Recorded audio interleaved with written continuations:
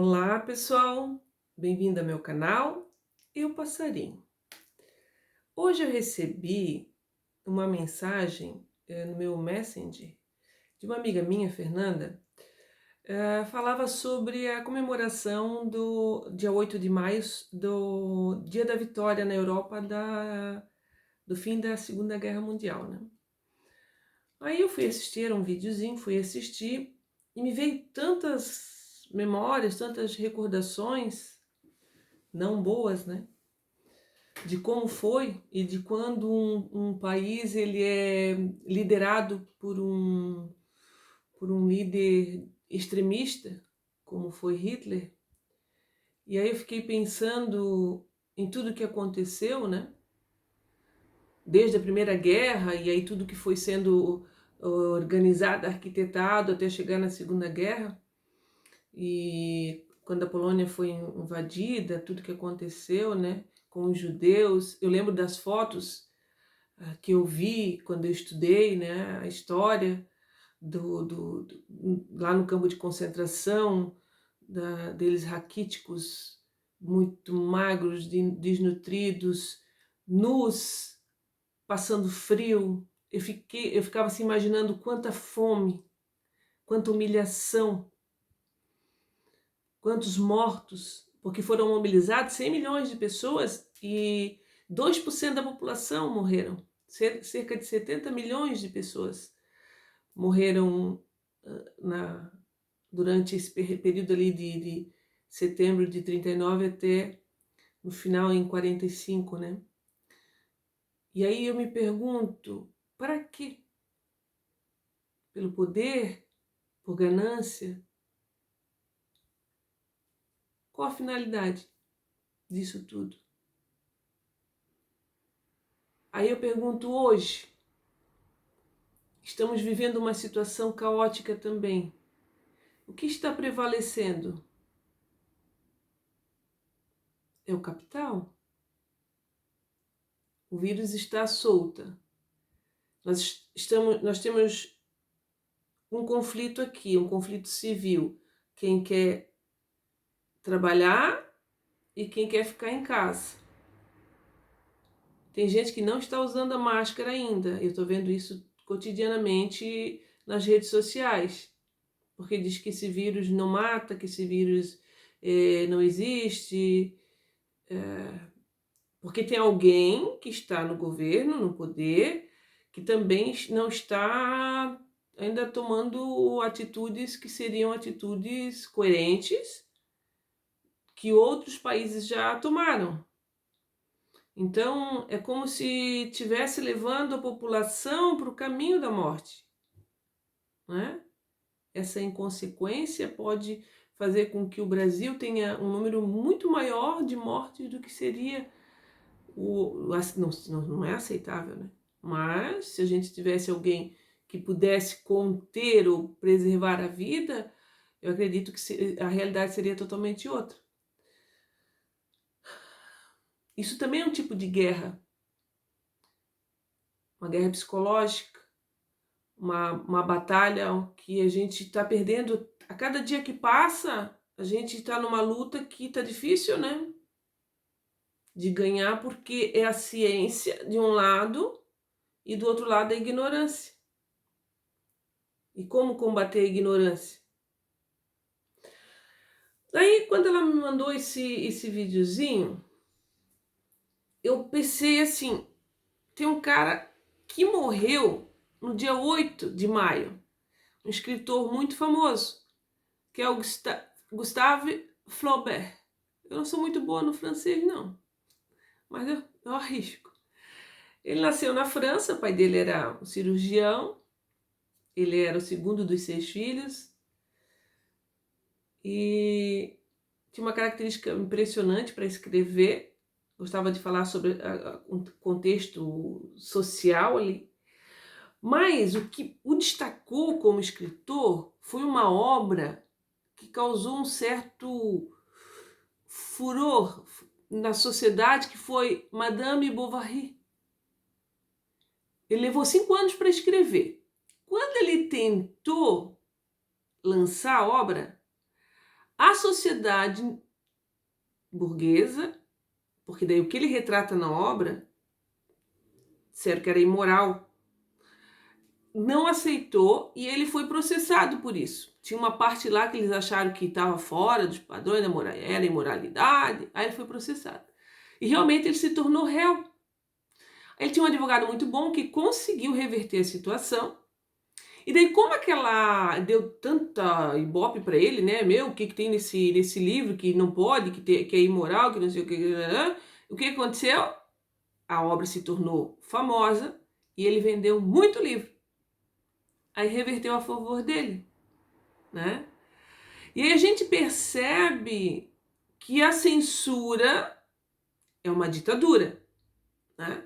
E tem gente que é a volta da ditadura, da volta dos militares, da ditadura, que você não tem o direito nem de expressar, nem de escrever o livro, que era uma forma de censura. Eles censuraram a obra dele, e que se vocês forem ler, não tem nada de... que era uma mulher que sentia desejos, que as mulheres... não podia nem escrever uma obra onde que a mulher pudesse sentir, tem que ser a mulher dona de casa, meiga, bonitinha, né? E aí aquela obra se tornou... Hoje, meu Deus, quem não conhece, quem não, né?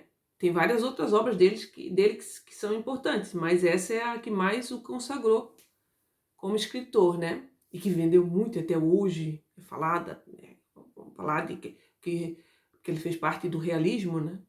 Da França. Então, essa obra é o que destaca mais. E eu escolhi ele por quê? Porque ele nasceu lá no século XIX. Não participou, não tem nada a ver com o século XX. E ele tem um texto que parece que ele viveu no século XX e XXI, que tem tudo a ver com o que nós estamos passando agora, com essa destruição do planeta, o que o ser humano está fazendo com o ser humano mesmo, com os animais, com a natureza. Parece que ele estava prevendo o que está acontecendo. Não que eu concorde com o final do texto, porque eu sou do tipo que me compadeço, que eu acho que o ser humano ele tem que evoluir, que ele muda, que eu amo, né, o ser. Mas a gente tem que repensar muita coisa. A gente tem que repensar muita coisa, porque o negócio tá feio para nós, né? Quando eu digo a gente, eu também. Nós todos temos que nos autoavaliar para ver, para dar uma mudada nisso tudo aí, para melhorar esse planeta. Então eu vou ler para vocês entenderem se esse cara não tinha uma visão lá na frente. Parecia assim, até que ele estava vendo já o Covid-19, tá bom?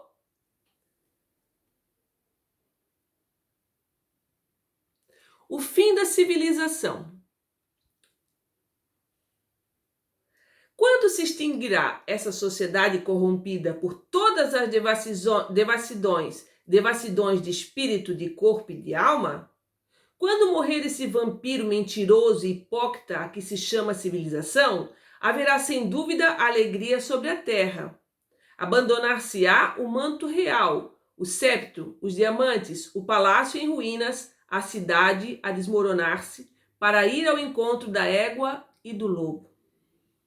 Depois de ter passado a vida nos palácios e gasto os pés nas lajes das grandes cidades, o homem irá morrer nos bosques. A terra estará ressequida pelos incêndios que a devastaram e coberta pela poeira dos combates. O sopro da desolação que passou sobre os homens terá passado sobre ela e só dará frutos amargos e rosas com espinhos. E as raças extinguir-se-ão no berço, como as plantas fustigadas pelos ventos que morrem antes de ter florido. Porque tudo tende a acabar e a terra, de tanto ser pisada, tende a gastar-se, porque a imensidão deve acabar por cansar-se desse grão de poeira que faz tanto alarido e perturba a majestade do nada.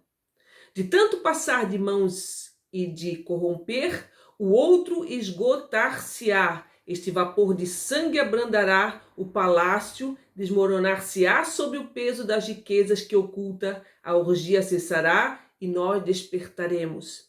Então, quando os homens virem-se vazio, quando se tiver de deixar a vida pela morte que come, que tem sempre fome, haverá um riso imenso de desespero. E tudo explodirá para se desmoronar do nada, e o homem virtuoso amaldiçoará sua virtude e o vício aplaudirá. Alguns homens ainda errantes numa terra árida chamar-se-ão, encontrar-se-ão e recuarão horrorizados, aterrorizados consigo próprios e morrerão. O que será então o homem? Ele que já é mais feroz do que os animais ferozes e mais vil do que os répteis? Adeus para sempre, carros deslumbrantes, fanfarras e famas, adeus mundo, palácios, mausoléus, volúpias dos crimes e delícias da corrupção. A pedra cairá de repente, esmagada por si mesma, e a erva crescerá sobre ela. E os palácios, os templos, as pirâmides, as colunas, mausoléu do rei, caixão do pobre, carcaça do cão, tudo isso ficará à mesma altura sobre a relva da terra. Então o mar sem diques baterá tranquilamente nas praias e irá banhar as suas ondas na cinza ainda fumegante das cidades. As árvores crescerão, reverdecerão, e não haverá mão que as quebre e as destrua. Os rios correrão nos prados floridos. A natureza será livre, sem homem que a oprima. E esta raça será extinta, porque era maldita desde a infância.